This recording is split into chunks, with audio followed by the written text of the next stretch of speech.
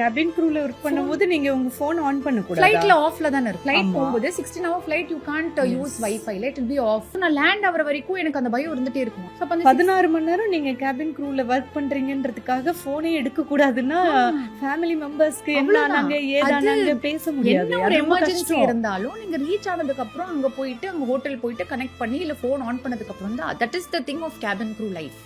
ஆனா ஃளைட்ல ஆன் பண்ணி நிறைய பேர் யூஸ் பண்ணுவாங்கல்ல. டிராவல் பண்ற பேசஞ்சர்ஸ் வந்து ஆன் இன் ஃளைட் நாங்க வந்து வைஃபை we will sell அந்த 2 ஹவர்ஸ்க்கு ஒரு கூப்பன் மாதிரி we will sell. அது அவங்க வாங்குவாங்க.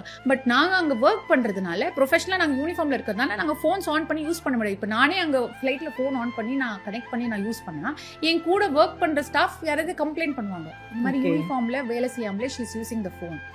சோ ஒரு ரூல்ஸ் அண்ட் ரெஸ்ட்ரிக்ஷன்ஸ் இருக்காங்க. உங்களோட மொபைல் டேட்டா போனும் நீங்க யூஸ் பண்ண முடியாதா? You can't use your phone in flight. It is not allowed unless it's an cabin crew people வந்து போனை யூஸ் பண்ண கூடாதுன்னு தான் ரூல்ஸ் இருக்கு. எல்லா ஏர்லைன்லயும் இப்போ நம்ம இந்தியால வந்து இண்டிகோ நீங்க எடுத்துக்கோங்க. இந்த எனி ஏர்லைன் அது அப்படிதான்.